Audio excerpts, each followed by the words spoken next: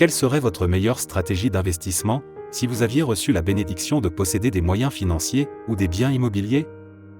Jésus nous a donné la meilleure stratégie d'investissement du monde. Il nous dit, ne vous amassez pas des trésors sur la terre, où les mythes et la rouille détruisent, et où les voleurs percent les murs pour voler, mais amassez-vous des trésors dans le ciel, où les mythes et la rouille ne détruisent pas et où les voleurs ne peuvent pas percer les murs ni voler. Matthieu 6 versets 19 et 20. Puis il conclut sa stratégie d'investissement, en disant, en effet, là où est ton trésor, là aussi sera ton cœur. Matthieu 6 verset 21.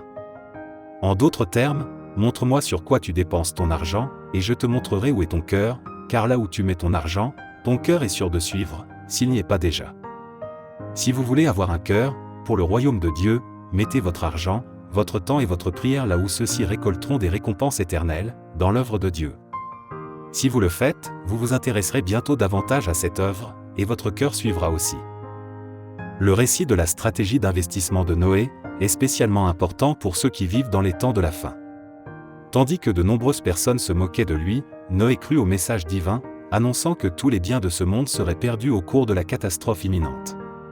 C'est pourquoi, au lieu de se construire une maison pour lui-même, il passa 120 années et dépensa toutes ses ressources, pour suivre l'appel divin, à construire son chemin de repli.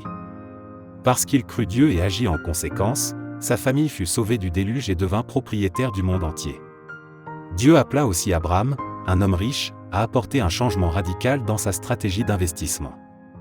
Il demeura fidèle, même si, comme Isaac et Jacob, il ne reçut pas de son vivant la terre promise. Lot, après avoir pris des décisions d'investissement, reposant exclusivement sur ce qu'on pouvait voir, et non sur ce qui est éternel, entra riche à Sodome, mais en ressortit avec presque rien. Jacob, au contraire, après avoir trompé son père, partit de chez lui presque les mains vides. Mais, après avoir changé de stratégie d'investissement et avoir juré fidélité à Dieu, il revint un homme riche en Canaan.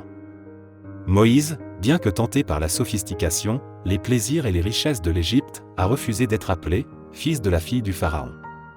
Il préférait être maltraité avec le peuple de Dieu, plutôt que d'avoir momentanément la jouissance du péché. Hébreux 11 versets 24 à 25.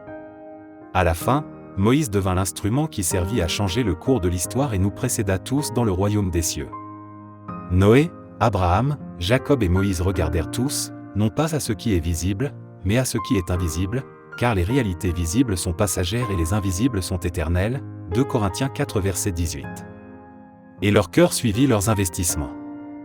Peut-on corriger de mauvais choix et de mauvais investissements, ou bien sommes-nous condamnés à une banqueroute totale? L'échec et la victoire de Jacob nous apportent une espérance.